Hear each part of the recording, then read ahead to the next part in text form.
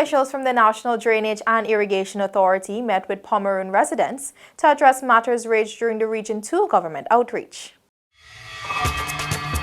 Are you ready to embark on a truly epic adventure to an undiscovered corner of South America, where some of the most spectacular natural attractions are unveiled within a beautifully diverse landscape? From the wetlands and savannas to the ancient mountains, magnificent waterways and lush enriching rainforest would provide a vast playground for some of the most exotic and breathtaking creatures on the planet, including many of the world's giant species. This untouched land of mystery and wonder serves up an exclusive experience for travelers. So are you ready for a new, awe-inspiring adventure? Welcome back to nature. Welcome to Guyana.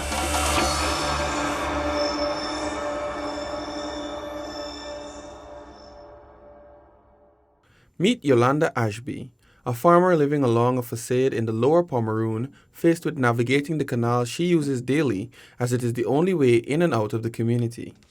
We're facing a serious problem with the canal of desilting, and it needs desilting because it's shallow. You could see the antelope grass take it over, and it's shallow. Even cleaning the antelope grass alone ain't going to solve the problem. But the issue doesn't just affect Yolanda, as many of the students who reside in the community are unable to navigate the canals to be able to go to school. One of the teachers at the Martindale Primary School, Kenrick Edmonds, recounted the experience his children has been having with attendance. We are facing a serious problem in terms of the canal. The canal is the main access in and out, and we're having problems with the children attendance due to the low water in the canal. The children often reach school late. They're not only affecting the primary level but also at the secondary level, because sometimes you find that the children are dropping out of school due to the declining of the farmers' produce, which is the main source of income. There are over 300 persons residing in the community, and with this one way in and out of the village, the matter had to be addressed. This is where CEO of the National Drainage and Irrigation Authority, Frederick Flats, comes in. Flats listened keenly to the concerns of Ashby and Edmonds. He took the time to explain to Ashby that he and his engineers are aware of the problems she and others are facing here and assured that something will soon be done. However, the journey did not stop here. The team from the NDIA dedicated this day to visiting everyone who traveled to Anna Regina just over 3 weeks ago to meet with their government representatives and voice their concerns. These site visits would be the first step in the NDIA formulating ways to assist these persons. This was the first of many stops. We do have some concerns here in the Lower Pomeroon River. But life is challenging, and you will have challenges, but our main challenge is drainage in the Lower Pomeroon. We need both banks of the Pomeroon River to the embankment to raise so that the water, when the high tide comes, the water won't be able to overflow it. And the intermediate drainage also we need. That's of paramount. Because even though you may give us the front and the water to come in, and you need the intermediate drainage and the cross drains, etc.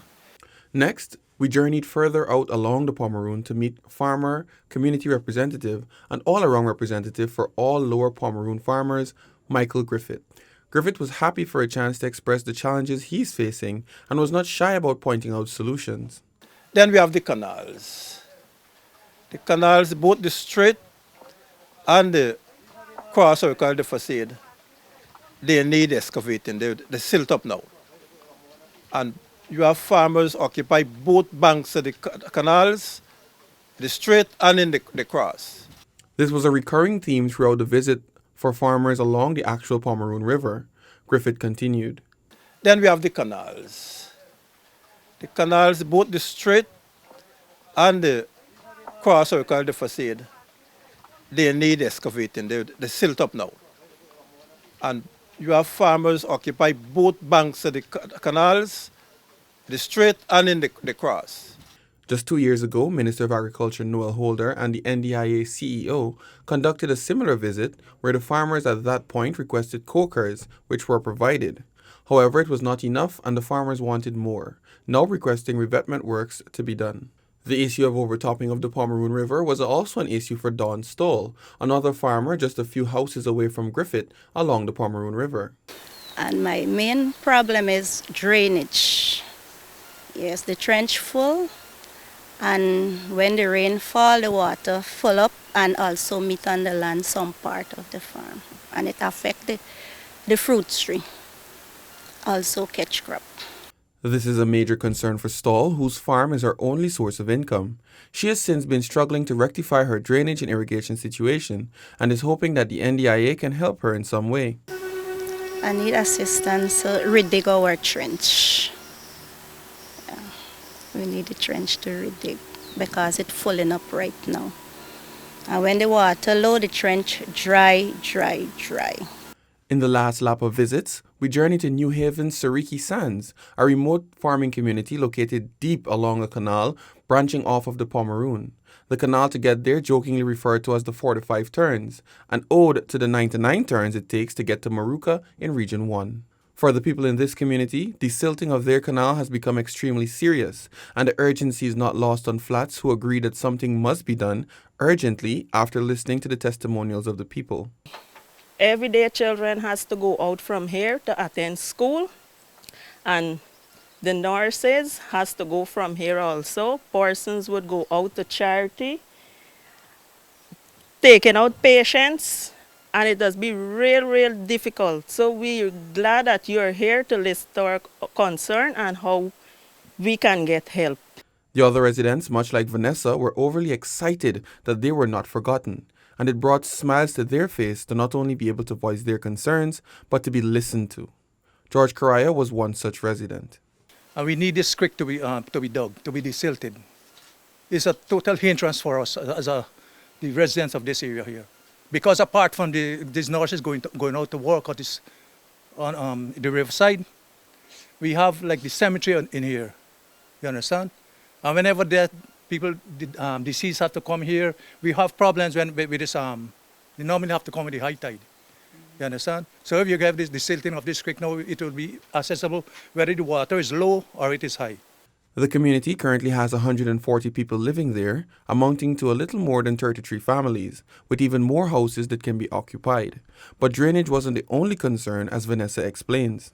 We have a well up the hill, and it has only 4 black tanks, and that has to supply the whole community. We have 10 standby pipes, and during the dry season, it's very difficult.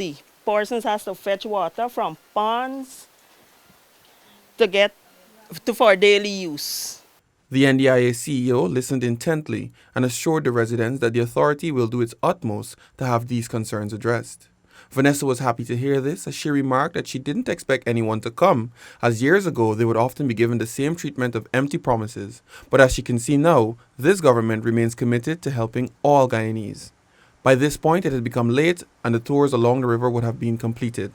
Flats took the opportunity to debrief with the Department of Public Information and advise on the way forward.